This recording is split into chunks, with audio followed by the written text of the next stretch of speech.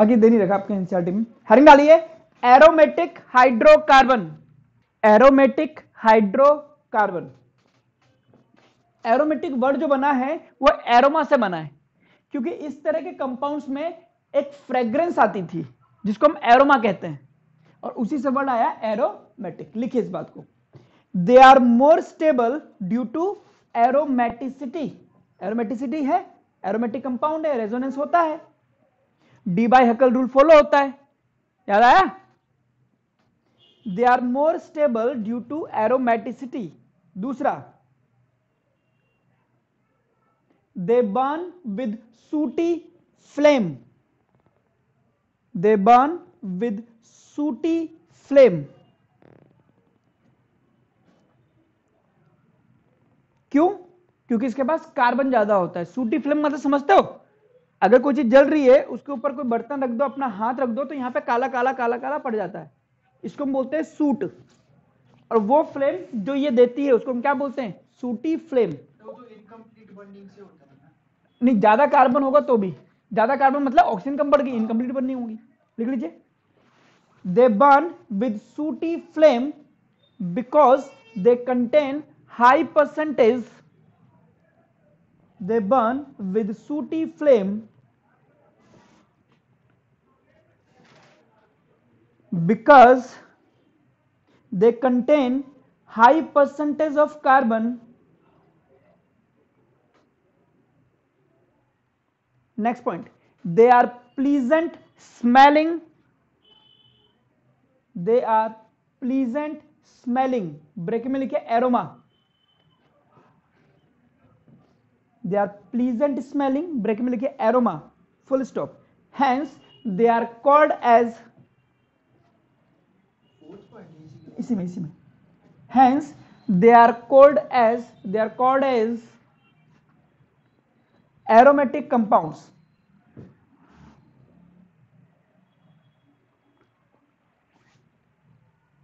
Full stop. It was first extracted, सबसे पहले, it was first extracted by Faraday. Faraday ने सबसे पहले एरोमेटिक कंपाउंड को बनाया था, और कहां से बनाया था? ब्लू व्हेल का ऑयल, मछली के तेल से। By Faraday from whales oil, blue whale वाली whales. Extracted by Faraday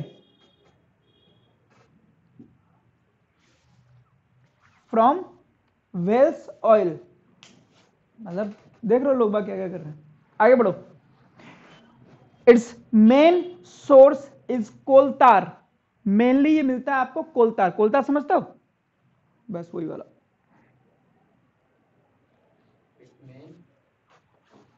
it's main source is coal tar. Test of unsaturation देते हैं ये वाले? नहीं देते, याद है ना? टेस्ट ऑफ अनसैचुरेशन वो देते हैं कार्बन कार्बन के बीच में डबल बॉन्ड अनसैचुरेटेड, लेकिन ये लोग वो नहीं है। लिखिए लिखिए, they do not give test of unsaturation.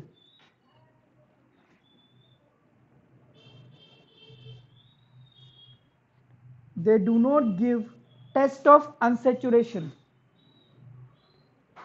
आगे लिखिए, जनरल मेथड्स ऑफ प्रिपरेशन। सही मजे ले रही है तू। अरे नहीं नहीं, इनको फ्रिज में डाल दे, इसको भी फ्रिज में डाल दे, ठीक है? ठीक है, भाभी देगी देगी, ठीक है? और ये हो गया, इसका हमें चाय बना दे बढ़िया सी। खाना बनाना। मुझे तेरा भरोसा 7:30 बजे तक नहीं आई, मैंने कहा नहीं आएगी, फिर मैंने अपने दोस्तों को बोल दिया। पार्टी क्या करूं फिर? आगे 7 बजे के बाद आएगी ना तो बताऊंगा तेरे को मैं। General methods of preparation. चलिए, तो कैसे कैसे बना सकते हैं इसको वो देखते हैं। पहला तरीका यह है कि आप नॉर्मल हेक्सेन का मतलब अनब्रांच्ड, स्ट्रेट में, इसको वैनेडियम पेंटाऑक्साइड V2O5 या मोलिब्डेनम ऑक्साइड MO2O3 के साथ याद रखना पड़ेगा 773 केल्विन पर और 10 से 20 ATM। इस कंडीशन पर अगर आपने इसको हीट अप करा तो ये बनाएगा आपके पास बेंजीन। 773 केल्विन। हाँ 7 साइलेंट है ना, ठीक है। या फिर आपने अभी अभी पढ़ा था इससे भी बना था, याद कीजिए, रेड हॉट आयरन ट्यूब पे रखा था इसको आपने, वहां से भी आप इसको बना सकते हैं 873 केल्विन पर। और भी तरीके हैं आपके पास। हाँ इधर बताइए, COONA, मैं चाहता हूं कि ये चीज हट जाए, क्या करूं?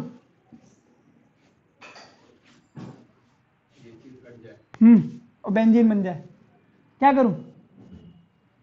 बता, बेसिक तो तूने ही पढ़ लिया है। पूरी नहीं पढ़ी ना, पहले वाले का आधा पढ़ा है। गंजे, हाँ कोई है? इसमें से क्या हटाना है? CO हटाना है ना, डीकार्बोक्सिलेशन। कितने तरीके हैं डीकार्बोक्सिलेशन के? 2, एक सोडा लाइम से और एक कोल्बे इलेक्ट्रोलिसिस। तो सोडा लाइम क्या करता है? Sodium salt of carboxylic acid से को अल्केन में चेंज कर देता है, मतलब इसको हटा देता है और एक कम कार्बन वाला बनाता है। तो इसकी रिएक्शन सोडा लाइम से करा दो, बिल्कुल ये चीज हट जाती है। जैसे ये है, समझना, जब इसका जब आप सोडा लाइम कराओगे तो CH4 ही तो बनता है, तो ये चीज गायब हो जाती है उसमें, कार्बन कम हो जाएगा ना। तो हो तो गया, ठीक है, ये काम कर सकते हो। इसके अलावा एक और बड़ी सुंदर सी रिएक्शन है जिसको हम बोलते हैं लवली रिएक्शन, फिनोल है। इसको आप जिंक के साथ गर्म कर दीजिए, जिंक इसकी ऑक्सीजन से रिएक्शन करके जिंक ऑक्साइड बना लेता है, ठीक है।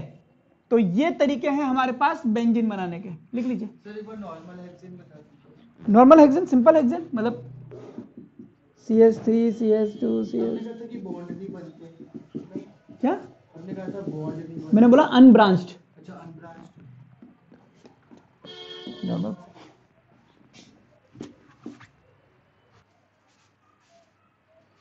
लिखिए इसकी फिजिकल प्रॉपर्टीज। फिजिकल प्रॉपर्टीज इसमें लिखिए, पहला कलरलेस लिक्विड एंड सॉलिड, इनमें कुछ लिक्विड में मिलेंगे, कुछ सॉलिड स्टेट में मिलेंगे। और बेंजीन में ना ये डालना शुरू कर, 3 बॉन्ड डाले तो है। भाई गंजे। अच्छा इसमें सॉरी, बाकी में डाले। मैं कभी नहीं भूलता, मेरे कभी भी देख लेना आप।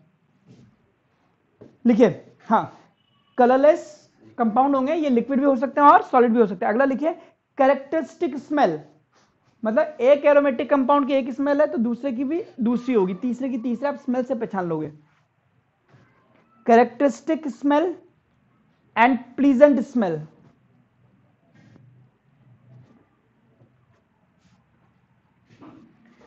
पानी में नहीं घुलते हैं, immiscible in water, immiscible in water but readily miscible in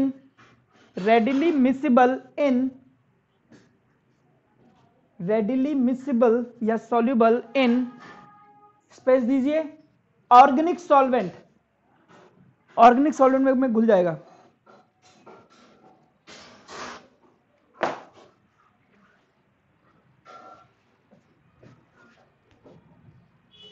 हर डालिए केमिकल प्रॉपर्टीज,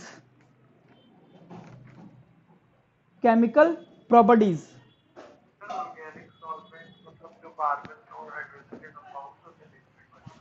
हाँ जैसे क्लोरोफॉर्म। केमिकल प्रॉपर्टीज लिखिए।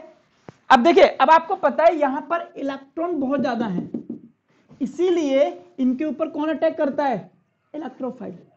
और वो क्या करेगा, यहां पर आएगा और इस हाइड्रोजन को हटा देगा और खुद जुड़ जाएगा, और जैसे जुड़ेगा तो ये इस फॉर्मेट में चेंज हो जाएगा। ठीक है, टाइप्स ऑफ रिएक्शन में पढ़ा है ये। तो ये एक इलेक्ट्रोफाइल है, ये भी एक इलेक्ट्रोफाइल है। तो एक इलेक्ट्रोफाइल ने दूसरे इलेक्ट्रोफाइल को सब्स्टिट्यूट कर दिया। इसमें कौन सी रिएक्शन हुई? Electrophilic substitution reaction. लिखिए, they show electrophilic substitution reaction. बताइए, बेंजीन का नाइट्रेशन कराना है, यानी कि मुझे इसको नाइट्रोबेंजीन में चेंज करना है, तो मैं डालूंगा नाइट्रेशन मिक्सचर। क्या होता है नाइट्रेशन मिक्सचर? नाइट्रोजन प्लस नहीं NaOH प्लस दो चीज कोई है नाइट्रेशन मिक्सचर? कंसंट्रेटेड HNO3 और H2SO4 concentrated H2SO4 plus concentrated HNO3 क्या देते हैं ये दोनों मिलकर के? NO2 plus. ये यहां पे जैसे हाइड्रोजन है, तो अगर मैकेनिज्म बताऊं तो ये इस पे अटैक करेगा, क्योंकि यहां पे इलेक्ट्रॉन पेयर बहुत सारे हैं, तो ये बनाएगा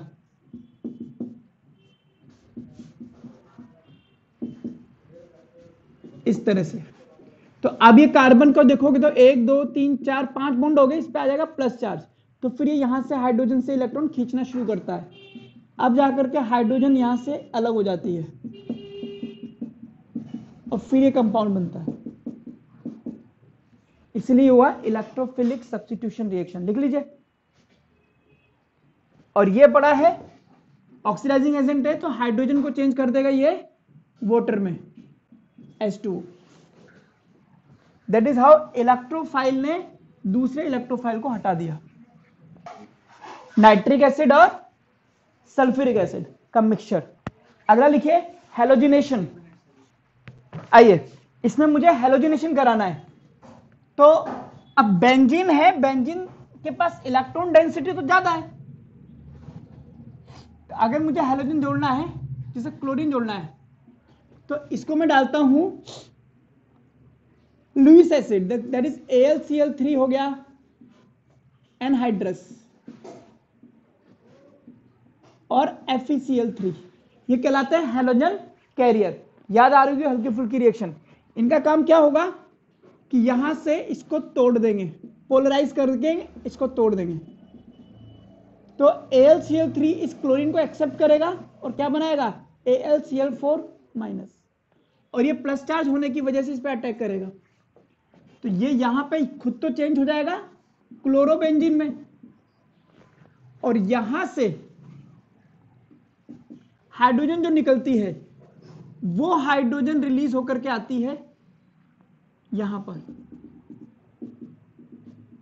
और ये फिर से क्लोरीन देता है और किस में चेंज हो जाता है AlCl3, और ये दोनों मिलकर के क्या बनाते हैं, इसीलिए इसको हम क्या कहते हैं हैलोजन कैरियर। इसने यहां से हैलोजन कैरी करके उसको वापस दे दी। ये रिएक्शन है और इसका मैकेनिज्म सिलेबस में है, तो इसलिए हम इसका मैकेनिज्म भी पढ़ेंगे। ठीक है, चलिए लिखिए इसको। जो कल आपने हेलोजिनेशन करवाया था अल्काइन का, हाँ उसके अंदर आपने क्लोरीनेशन में करवाया था। हाँ, और इससे पहले जो मतलब हेलोजिनेशन अलग करवा के तो ब्रोमीन और CCl4 बना। हाँ हाँ हाँ, तो मतलब ये हेलोजिनेशन में बोल सकते हैं हम क्लोरीनेशन? हाँ हाँ, किसी भी हेलोजन का एडिशन, क्लोरीनेशन, ब्रोमिनेशन सब कुछ वही है, बट अलग अलग रीजन डाले थे ना, इसलिए मैंने अलग अलग हेडिंग लिया उनका। आइए अगला लिखिए। Mechanism of electrophilic substitution reaction.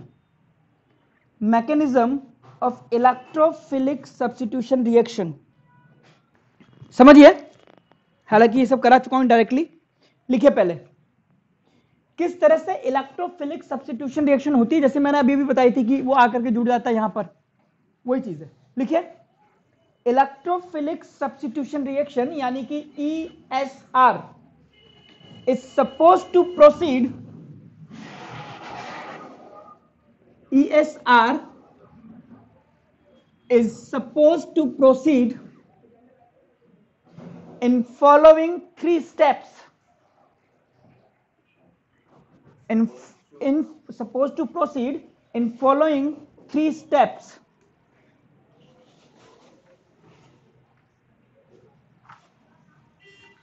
ठीक है, पहला स्टेप लिखिए, ए, जनरेशन ऑफ इलेक्ट्रोफाइल।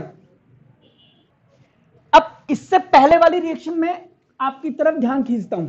हमने एक कराया था नाइट्रेशन, और हमने कहा था कि concentrated H2SO4 plus concentrated HNO3 ये मिलकर के क्या बनाते हैं, NO2 प्लस, फिर ये अटैक करता है और नाइट्रोजन NO2 बन जाता है। फिर हमने एक और रिएक्शन कराई कि इसका क्लोरीनेशन कराया, बट साथ में डाला हेलोजन कैरियर, इसने इससे क्लोरीन लिया प्लस देकर के ये, तो दोनों ही केस में सबसे पहले इलेक्ट्रोफाइल का जनरेशन होता है। क्लियर?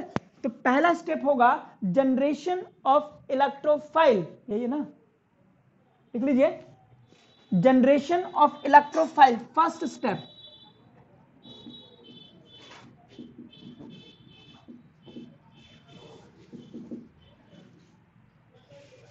इलेक्ट्रोफाइल का जनरेशन, अगर हम यहां बात करें तो ये Cl था और हेलोजन कैरियर ने आपका इलेक्ट्रोफाइल जनरेट करा, Cl प्लस बनाया और AlCl4 माइनस अलग कर दिया था, है? नहीं आएगा, देख चुका हूं। ये हुआ, यही हुआ ना इसमें। हो ये भी सकता है कि अगर आपके पास CH3COCl होता तो ये इससे भी एक इलेक्ट्रॉन ले सकता था और आपके पास ये वाला इलेक्ट्रोफाइल दे देता, इसीलिए हेलोजन कैरियर डाला जाता है। हो ये भी सकता था कि आपके पास CH3Cl होता है और ये AlCl3 होता तो CH3 प्लस बनाता और खुद AlCl4 माइनस में चेंज हो जाता, बाद में क्लोरीन हटा देता। हो ये भी सकता था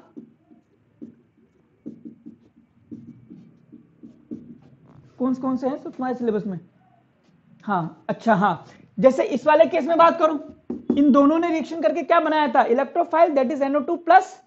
तो ये कैसे बनता है, सल्फ्यूरिक एसिड ये होता है, आपको पता है स्ट्रक्चर इसकी, और HNO3 ये होता है, HNO2 हो गया, ये तो HNO3 है ना, ठीक है। तो ये जब रिएक्शन करेंगे तो वाटर निकालेंगे, ठीक है।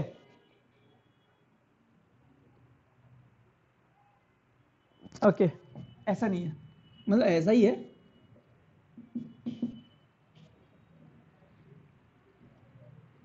ये एसिड स्ट्रॉन्ग एसिड होता है, ये H प्लस डोनेट करता है, इस H प्लस के पास इलेक्ट्रॉन की कमी होती है तो ये इस पर अटैक करता है,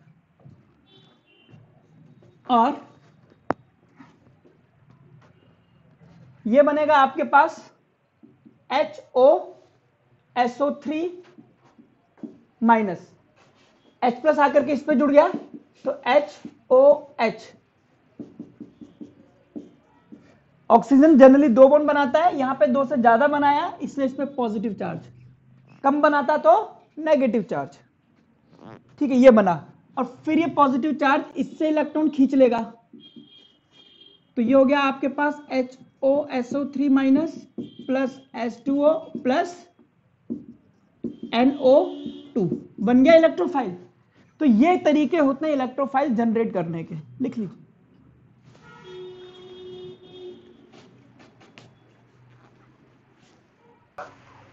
ये कौन है, स्ट्रॉन्ग एसिड, तो ये H प्लस डोनेट कर देता है। अब इसको जब H प्लस डोनेट कर देगा तो इसके पास इलेक्ट्रॉन है नहीं, तो जाएगा कहां पर, जहां पे इसको इलेक्ट्रॉन दिखेगा, तो ऑक्सीजन के लोन पेयर पे अट्रैक्ट हो जाता है। अभी तो ऑर्गेनिक अभी चलेगी, जैसे ये चैप्टर खत्म हो जाएगा ना उसके बाद तुम्हारी ऑर्गेनिक स्टार्ट करूंगा, जब यहां से ऑर्गेनिक खत्म कर दूंगा ना उसके बाद मैं तुम्हारी स्टार्ट करूंगा, अभी तो मेरी बात पढ़ा रहा हूं। But okay okay okay okay, तुम तुम्हारे छोटे भाई के साथ चलोगे तो तुम बाप हो, लेकिन तुम्हारे साथ तुम्हारा बाप चलेगा तो तुम बाप नहीं हो। HNO3 से ज्यादा स्ट्रॉन्ग एसिड H2SO4 है, तो HNO3 इसका बेटा है, दोनों एक्सप्रेस देने की दौड़ लगेगी तो यही देगा, बाप चलाएगा अपनी, बेटी थोड़ा सुनेगा। ठीक है, ओके, ये हो गया पहला स्टेप। दूसरा स्टेप लिखिए, formation of carb cation. Lecture से समझ में आ रहा है तेरे को पूरा? हाँ सर, एकदम मस्त।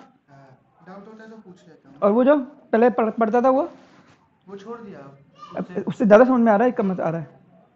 नहीं, उससे तो ज्यादा समझ में आ रहा है ना? कि अब इंटरेक्शन हो रहा है ना, तो डाउट। हाँ, ये मत कहना कि सर आप अच्छा पढ़ा रहे हो। नहीं, अच्छा पढ़ा रहे हो आप। कह रहे हैं वो तो इंटेक्स हो रहा है, इसलिए ज्यादा समझ आया ना, वरना तो तुमने भी कोई खास नहीं पढ़ाया। दूसरा लिखिए, formation of carb cation, bracket में लिखिए एरिनियम आयन। एरिनियम, एरोमेटिक का एरिनियम।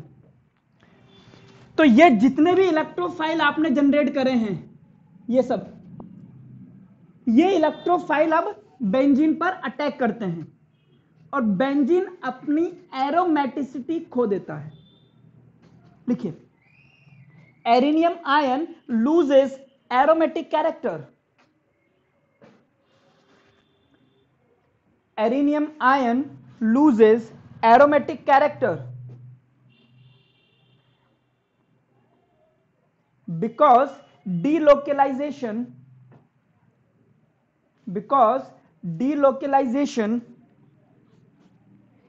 of electron stops, because delocalization of electrons stops at sp3 hybridized carbon। sp3 hybridised carbon. क्या बोला मैंने, क्या बोला ये अंग्रेजी में? इधर देखिए, अब ये समझिए, हर एक कार्बन पर एक एक हाइड्रोजन है। अब मैं इसको लूं, इसको लूं, इसको लूं या इसको लूं, कोई भी एक लेकर के मैं समझा देता हूं। तो मैं कुछ भी ना लेता हूं, इसको E+ मान लेता हूं, खत्म। ये E+, इसके पास इलेक्ट्रॉन नहीं है, लेकिन बेंजीन के पास इलेक्ट्रॉन डेंसिटी हाई होती है, तो ये जाता है और किसी भी एक कार्बन पर अटैक करता है। किसी भी कार्बन पर अटैक करेगा, सबके पास हाइड्रोजन है। अब यहां पे देखिए, कार्बन 1 2 3 4 बॉन्ड पहले ही है। जब ये जाकर के जुड़ता है तो ये इसके इस पाई बॉन्ड को तोड़ता है ऐसे करके, और ये बन जाती है। इसके साथ में दिक्कत यहां पर शुरू होती है। 1 2, इसका हाइब्रिडेशन कितना है? sp3, बाकी के sp2 sp2 sp2 sp2। Clear? और जब ये बॉन्ड बनाए, क्या इसके पास इलेक्ट्रॉन थे? नहीं थे। तो इसको बॉन्ड बनाने के लिए कितने इलेक्ट्रॉन चाहिए? 2। तो ये जो बॉन्ड है, इसके दोनों इलेक्ट्रॉन यहां पर आ जाते हैं। तो बेचारे इस कार्बन ने भी तो शेयरिंग कर रखी थी ना अपना एक इलेक्ट्रॉन, इसका भी चला गया। नहीं आया समझ?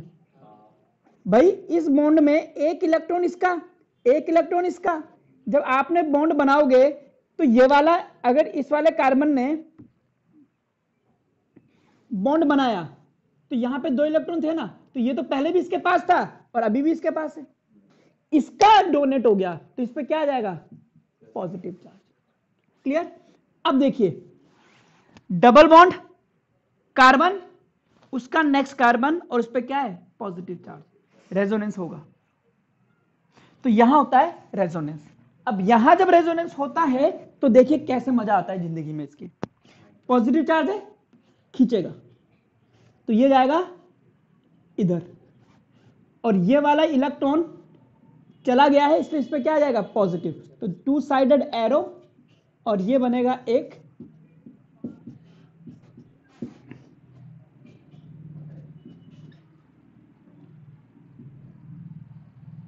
ये चीज।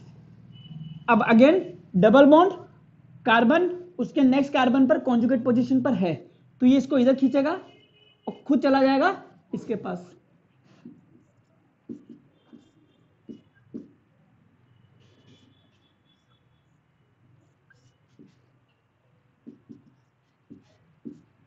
Clear?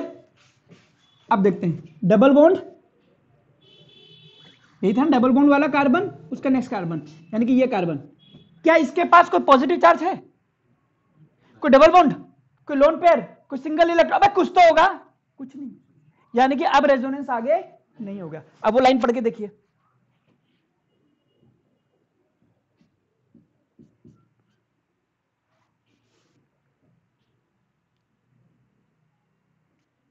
Aromaticity stops at sp3 carbon, ये तो लिखा है ना, delocalisation of electron stops at sp3 hybridise carbon, तो ये तो है sp3 हाइब्रिडाइज कार्बन, यहीं पे रुक गया।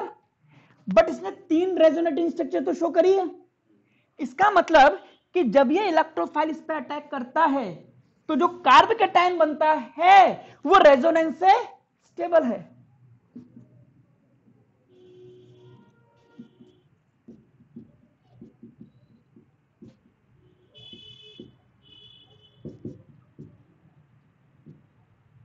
और इसीलिए ये रिएक्शन आगे प्रोसीड करती है। अगर इससे बनने वाला आयन ही स्टेबल नहीं है तो रिएक्शन उधर जाएगी। क्लियर? तो ये हो गया आपके पास इसका सेकंड स्टेप। अब अगले स्टेप में ये हाइड्रोजन निकलेगा, पहले इसको लिखिए।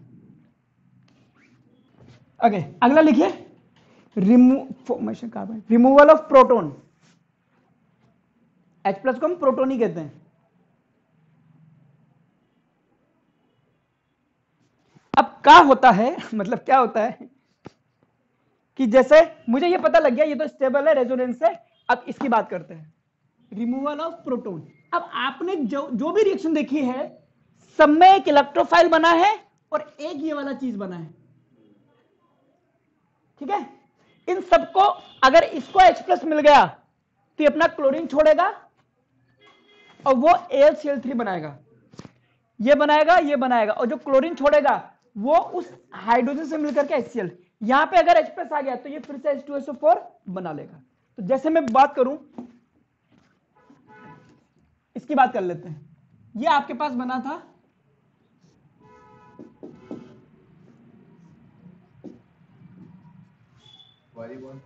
रुको तो ये हो गया।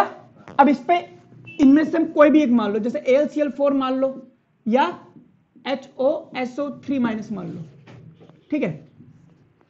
ये जब यहां पर अटैक करेंगे तो ये कार्बन के पास इलेक्ट्रॉन नहीं है, ये खींचेगा, ये कहेगा इसको तो इस हाइड्रोजन से खींच सकता है, हाइड्रोजन अपने इलेक्ट्रॉन देता जाएगा तो इसमें पॉजिटिव चार्ज आता जाएगा, तो ये अपने इलेक्ट्रॉन दे जाएगा, तो अपना इलेक्ट्रॉन देगा तो ये H+ की फॉर्म में अलग हो गया, तो ये बन गया आपके पास, ये दोनों इलेक्ट्रॉन देके गया तो ये बॉन्ड फिर से एस्टैब्लिश हो गया, ये बन गया क्लोरोबेंजीन। साथ में इसने क्या दिया, H+, ये H+ AlCl4- से रिएक्शन करेगा और ये दोनों मिलेंगे तो AlCl3 + HCl। तुम्हें पता है इसके पास एक क्लोरीन एक्स्ट्रा है ना, तो ये अपना क्लोरीन इसको दे देगा, तो यहां बन जाएगा AlCl3 + HCl। और अगर इसके पास आ गया HOSO3- तो इसके साथ मिलकर के H2SO4 बना देगा। क्लियर? लिख लीजिए।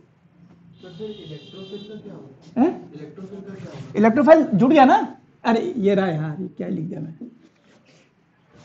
लिख लीजिए। अगर ये नहीं तो ये, अगर ये करोगे तो आपके पास बन जाएगा H2SO4, बस, और कोई बात नहीं। So this is how electrophilic substitution reactions take place. अब अगर मैं आपसे बोलूं कि इस रिएक्शन का मैकेनिज्म लिखिए, पूरे स्टेप लिख सकते हैं कि भाई पहले स्टेप में क्या होगा, क्लोरीन क्लोरीन AlCl3 से मिलकर के AlCl4 बनाया और chlorine plus, that is formation of electrophile. Second step में कार्बोकैटायन बनना है, यानी कि इसकी रिएक्शन इस Cl+ से करा और ये वाला बॉन्ड हटा देना,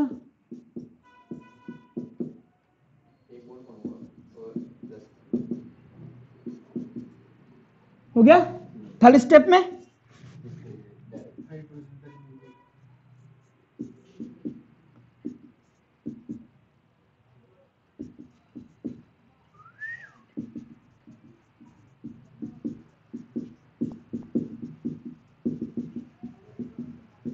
बस 3 स्टेप में काम खत्म।